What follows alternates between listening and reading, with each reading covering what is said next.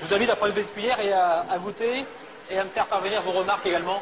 Pourtant, quand arrive le moment de comparer leur glace et une autre sans additifs, ils vont pouvoir se montrer fiers du résultat. Laquelle vous préférez? Celle avec stabilisant. Celle avec stabilisant aussi. On dirait une vraie crème glacée. D'accord. Pour eux, il n'y a pas photo. Et pour le consommateur non plus. Mais que trouve-t-on exactement dans ces additifs qui permettent de fabriquer des produits light? Et sommes-nous suffisamment informés sur leur composition?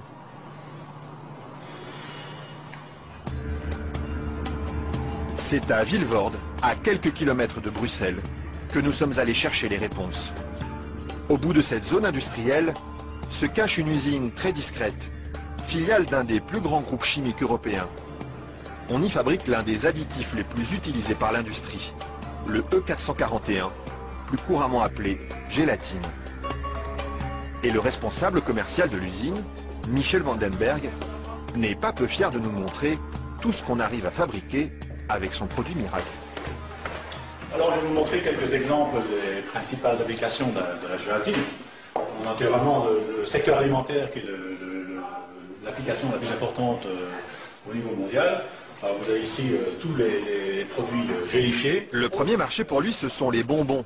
Mais on trouve aussi sa gélatine dans des gélules pharmaceutiques, des pellicules photo et même des shampoings. Il y en a partout de produits finalement. Ben, ce serait pas mal qu'il y en ait partout. Mais pour ça, il faut produire toujours plus. Alors ici, l'usine tourne à plein régime. Et la fameuse gélatine de Michel Vandenberg, la voici qui sort, tout au bout de la chaîne.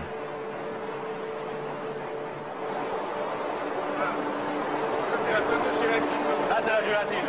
Ce sont ces spaghettis qui collent aux doigts. Il faut à peu près 3 à 4 jours pour arriver jusqu'ici. De la préparation de la matière première jusqu'à le séchoir ici. 3 ou 4 jours de transformation dans les entrailles d'une usine où ces immenses cuves remplies d'acide et d'eau bouillante font régner une moiteur tropicale.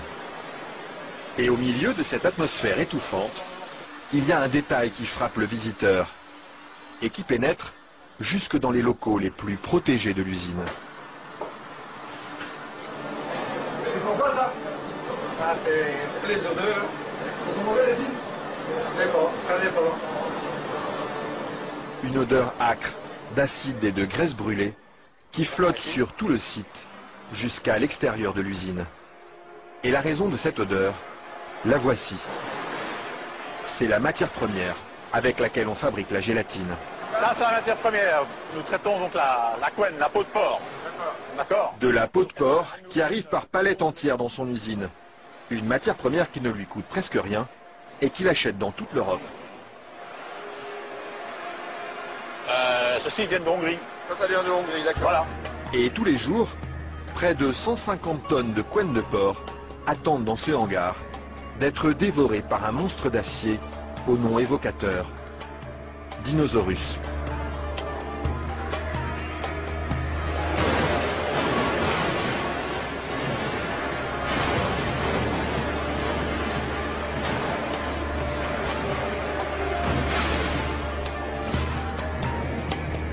Grâce à cette matière première bon marché, Michel Vandenberg parvient à vendre sa gélatine à moins de 5 € le kilo. Un prix défiant toute concurrence qui lui ouvre sans cesse de nouveaux marchés. Et celui qui marche bien en ce moment, c'est justement le marché des produits light. Attendez, faut pas filmer ça à 1 minute. Mais voilà, ceci qui est un beurre allégé, 40%. Alors un fromage frais, 0% matière grasse. Et chez lui, on trouve même les plus grandes marques. En marque Danone, taille fine. Une mousse liégeoise de chez Auchan. Voilà, une mousse de la laitière. Alors un produit Weight Watcher, donc avec moins de matière grasse, donc pour stabiliser le produit, pour maintenir l'onctuosité des produits, on utilise la gélatine.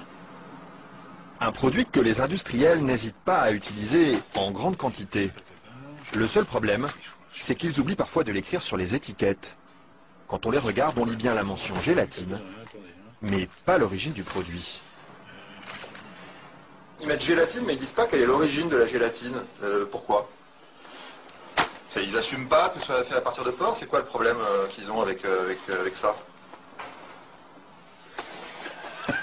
Non, mais je veux dire... Non, parce que c'est un sujet très sensible. Ouais. Parce qu'il y a quand même les minorités, les minorités musulmanes, juives et autres, qui éventuellement ont des problèmes avec ça. Mais ce serait bien justement de leur dire... Ça, je ne voudrais pas que... Oui, je sais bien, mais je ne sais pas s'il faut mettre ça dans l'émission. Mais c'est vrai que, bon... Parce que du coup, ils ne savent pas si c'est du porc ou de la vache. Du coup, comment ils font pour consommer... C'est ça le problème, il faudrait peut-être leur dire. Une question qui laisse Michel Vandenberg sans voix et à laquelle aucune marque de l'agroalimentaire n'a souhaité répondre, malgré nos nombreuses sollicitations. À croire que la gélatine de porc est un sujet sur lequel il préfère rester discret.